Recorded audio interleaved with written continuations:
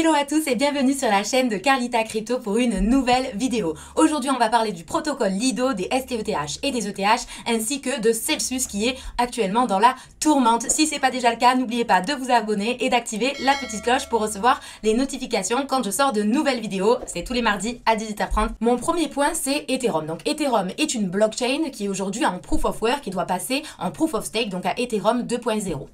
Ce projet nécessite la création en fait d'une beacon chain qui est, pour faire simple, une chaîne principale autour de laquelle vont graviter plusieurs autres centaines de chaînes.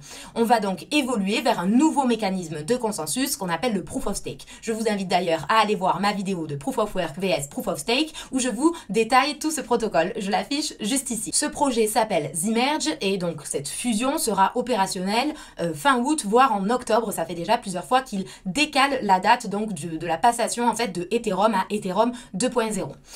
On nous permet aussi de participer à cette fusion en stackant des Ethereum sur le mécanisme de consensus, mais on ne pourra bien évidemment pas les retirer tant que Zmerge, donc tant que la fusion n'est pas faite. Ce qu'il faut comprendre, c'est donc qu'on peut prêter nos Ethereum, on peut donner nos Ethereum à ce projet de Zmerge et ce projet va les garder pour pouvoir construire ce nouveau mécanisme de consensus. Mais nos Ethers, une fois qu'on les a prêtés, ils seront bloqués jusqu'à la mise en circulation de la nouvelle chaîne Ethereum et pas avant. Et ça fait déjà plusieurs années que ce projet est prévu et on ne sait pas. En tout cas, on n'a pas de date exacte sur quand aura lieu cette fusion. Pour vous expliquer qu'est-ce que les STETH, qu'est-ce que les ETH et pourquoi est-ce qu'on entend autant parler de ça, il faut connaître le protocole Lido.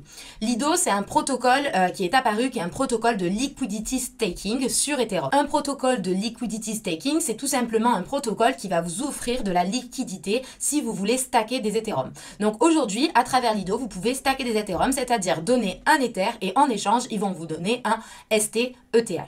Vous allez me dire, ok, très bien, mais à quoi est-ce que ça sert et pourquoi est-ce que je stackerai un Ethereum et puis pourquoi est-ce qu'il me donne un ST Ethereum? Tout simplement parce que si vous stackez des Ethereum, vous allez pouvoir avoir du rendement sur l'Ethereum que vous avez stacké. Et Lido, c'est un protocole qui permet en fait de vous donner un ST Ethereum avec lequel vous allez pouvoir participer à de la finance décentralisée, c'est-à-dire avec lequel vous pourrez par exemple emprunter de l'argent ou prêter de l'argent, donc prêter des STETH, etc. pour avoir encore du rendement sur ce STETH. Donc, vous allez sur Lido, vous leur donnez un ETH, ils vous donnent un STETH et avec cet STETH, vous allez pouvoir le mettre dans des pools de liquidité, le mettre en collatéral, en caution pour emprunter par exemple de l'argent, emprunter des ETH, emprunter des stablecoins, etc. Lido, il faut savoir qu'ils ont une part très très importante du marché. L'objectif, c'est d'avoir vraiment de la liquidité et que un ETH soit toujours égal à un STETH. Il faut savoir qu'il y a aussi une pool de liquidité sur Curve où vous pouvez échanger des STETH contre des ETH. Si jamais vous ne voulez plus d'STETH, vous pouvez très bien reprendre des ETH en les échangeant car normalement un ETH est bien égal à un STETH. Le problème, c'est que depuis le crash de l'UST et de Luna, tout le marché va très mal. Vous l'avez sans doute remarqué, les prix ont fortement chuté. On parle maintenant de bear market et vraiment ça va pas du tout. Il y a plein de personnes qui ont peur, il y a beaucoup de personnes qui vendent et il y a beaucoup de personnes qui retirent leur crypto-monnaie de tous les protocoles de finance décentralisée ou des échanges centralisés pour pouvoir les mettre à l'abri. Très récemment, avec toute cette peur sur le marché, il y a eu un problème et donc un depeg entre les STETH et les ETH. C'est-à-dire qu'aujourd'hui, un STETH ne vaut plus un ETH. En plus de ça, dans une pool de liquidité comme sur Curve, où normalement on a 50% de ETH et 50% de STETH, c'est plus du tout le cas.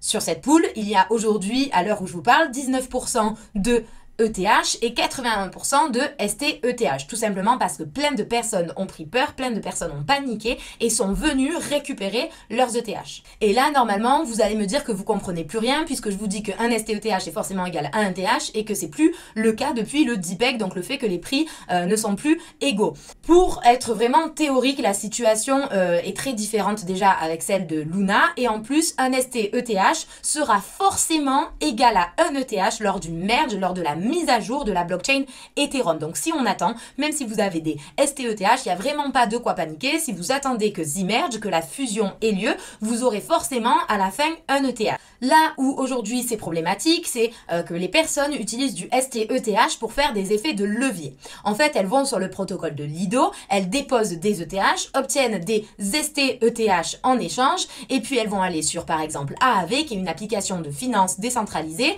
déposer cette STETH comme collatéral, comme caution, pour emprunter encore des ETH. Une fois qu'elles ont emprunté ces ETH, elles retournent sur Lido, elles les redéposent sur Lido pour avoir des STETH, et puis une fois qu'elles ont ces STETH, elles reviennent sur Aave, etc., etc., etc.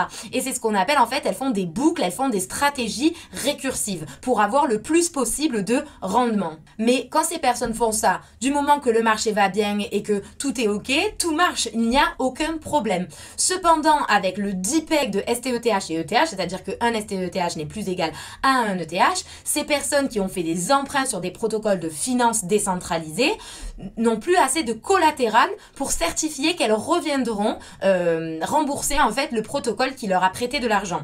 D'ailleurs, si vous n'êtes pas très à l'aise avec ces notions, je vous invite à aller voir ma vidéo sur le lending et le borrowing qui est vraiment très importante pour comprendre tout cela.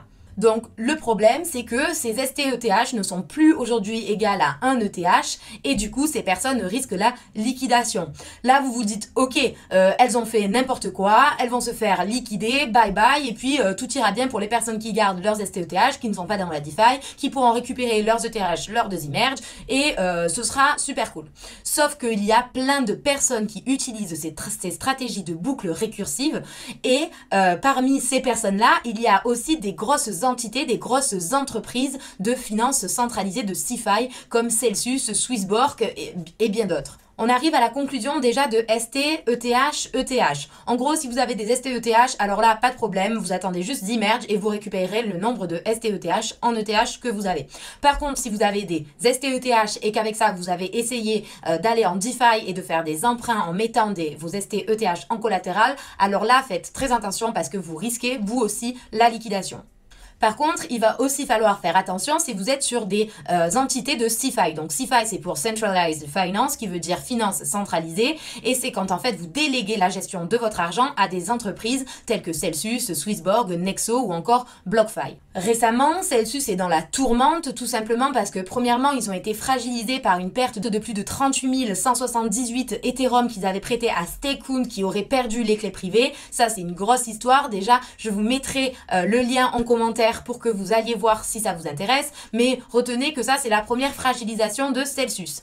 Ensuite, il faut savoir que bon, ils ont été un peu affaiblis par tout ce qui est UST Luna, en sachant que Celsius est une des premières entités à être sortie de l'UST et de Luna. Ils ont donc limité la casse et limité les pertes. Aujourd'hui, Celsius, ils ont déjà bloqué tous les retraits, donc on peut pas retirer les fonds. Si vous aviez des fonds sur Celsius, vous ne pouvez vraiment plus les retirer actuellement, et bien sûr, leur token s'effondre. En plus de ça, on peut lire dans les conditions générale que Celsius ne possède pas d'assurance et en plus ils n'ont pas l'obligation de retourner les fonds aux utilisateurs si jamais ils venaient à être en liquidation ou en difficulté. Mais alors que s'est-il passé et pourquoi Celsius ont bloqué les fonds? Tout simplement, Celsius sont très exposés au STETH, c'est-à-dire qu'ils avaient autour de 400 millions de dollars bloqués et avec toute la peur qu'il y a eu sur le marché, les gens ont FUD, ça veut dire Fear, Uncertainty et Doubt. Donc en gros les gens ont eu vraiment très peur et tout le monde a voulu retirer les fonds en même temps de Celsius. Tout le monde a voulu retirer les Ethers qu'ils avaient passés à Celsius. Le problème, c'est que la CeFi, c'est un peu comme une banque, entre guillemets, bien évidemment. Si demain, vous allez tous à la caisse d'épargne pour retirer votre argent, je pense pas qu'elle sera en capacité de rendre l'argent en monnaie, en pièces et en billets à tout le monde. C'est vraiment pas possible et pas faisable. Donc, quand tout le monde a eu peur, tout le monde a voulu retirer l'argent de Celsius. Ils ont remarqué des retraits qui étaient bien supérieurs à la normale et en fait, ils ne pouvaient pas rendre l'argent à tous leurs utilisateurs. Et pourquoi est-ce qu'ils ne pouvaient pas rendre l'argent à leurs utilisateurs? Tout simplement parce que Celsius stackait des ETH pour avoir des STETH à travers Lido par exemple et utiliser cette stratégie dont je vous ai parlé, la stratégie récursive pour gagner plus de rendement. Donc ils allaient sur Aave, ils déposaient des STETH en collatéral pour emprunter des ETH, qui retransformaient en STETH sur Lido et qui redéposaient pour emprunter des ETH, ainsi de suite, ainsi de suite. Et tout ça, ça faisait qu'ils avaient plus de rendement, ils pouvaient proposer plus de rendement à leurs utilisateurs tout en gardant une marge, bien sûr. Et quand tout le monde a voulu retirer son argent, eh ben, il n'avait plus de liquidité. Jusqu'à présent, quand les utilisateurs voulaient récupérer leurs ETH, Celsius se servait par exemple de la pool sur Curve, puisque un STETH était égal à un ETH, alors ils échangeaient simplement leur STETH contre un ETH et pouvaient rendre l'argent à leur utilisateur. Le problème, c'est que comme le STETH c'est 10 pegs de l'ETH et qu'ils ne valent plus la même chose, alors Celsius ne peut plus faire ça. S'il faisait ça, déjà premièrement, il y a une différence à peu près de 6%. Et 6% sur 400 millions d'euros, vous vous doutez bien que ça fait beaucoup, beaucoup d'argent. En plus de ça, sur la pool curve, comme je vous le disais, il n'y a même plus assez de liquidité, c'est-à-dire qu'il n'y a même plus assez de ETH pour mettre que des STETH, récupérer que des ETH. Si Celsius voulait remettre tout leur STETH sur curve et récupérer des ETH, il ne pourrait pas parce que dans la pool, il n'y a plus assez de ETH. Pour pallier à ce problème, Celsius a donc bloqué tous les retraits de leurs utilisateurs. Ils sont en train de se restructurer et font appel à des banques et des cabinets de conseil pour savoir quoi faire et comment remédier à cette solution. Je ne vous parle pas de leur communication qui est exécrable, mais c'est le risque quand on va sur la CeFi, c'est le risque qu'on prend quand on veut des rendements plus élevés, quand on prête de l'argent à des entreprises qui sont CeFi, donc des entreprises qui sont totalement opaques comme Celsius, BlockFi, Nexo, Swissborg, etc. Conclusion, qu'est-ce qu'il faut retenir de cette vidéo? Il faut retenir simplement, déjà, premièrement, not your keys, not your coin, et je vous mets ma vidéo sur Ledger. N'hésitez pas à commander une Ledger pour mettre vos fonds à l'abri. Personnellement, c'est ce que j'ai fait. Ce n'est pas un conseil en investissement. Vous savez que je ne donne pas de conseils en investissement sur cette chaîne. Faites d'ailleurs vos propres recherches, mais étant donné les conjonctures du marché, moi, personnellement, j'ai préféré mettre mes crypto-monnaies à l'abri et posséder mes clés privées. Pour finir cette vidéo, n'hésitez surtout pas à mettre un pouce bleu si vous l'avez aimé et à me suivre sur Twitter où je vous donnerai des news de qu'est-ce qui se passe chez Celsius et chez d'autres acteurs de la CeFi dans les prochains jours. Et encore merci d'avoir regardé cette vidéo. Je vous dis à bientôt.